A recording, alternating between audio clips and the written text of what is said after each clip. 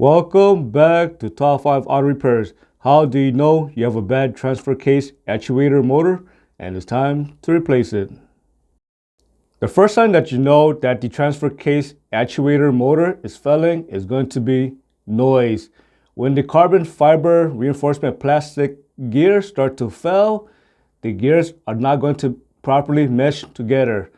When the gears are not properly meshing together, it is going to cause a grinding noise, clicking noise, humming noise, and other odd noises as well. The next sign that you know that the transfer case actuator motor is on its way out is that the four-wheel drive light start to blink. When it starts to blink, it may trigger code such as 5F39, and that code is going to be for BMW. Of course, you're going to get different codes for different vehicles as well. When the four-wheel drive warning light is on, make sure to inspect the transfer case actuator motor. Sometimes the connection on it can become so wet to the point that it starts to corrode. And of course, you also want to check for mud on it as well. In addition to that, if there's a fuse for that actuator motor, make sure that fuse is not blown.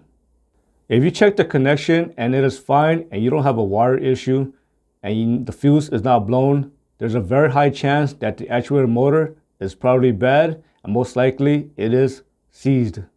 In addition to that, if the actuator motor is failing, you're going to notice that the vehicle cannot switch to four-wheel drive.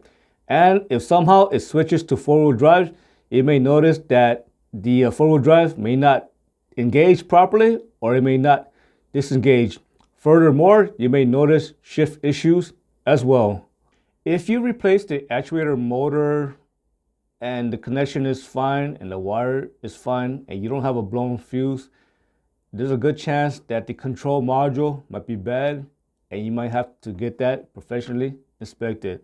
I hope you found this repair lesson informative. As always, thank you for watching and subscribe to Top 5 Auto Repairs.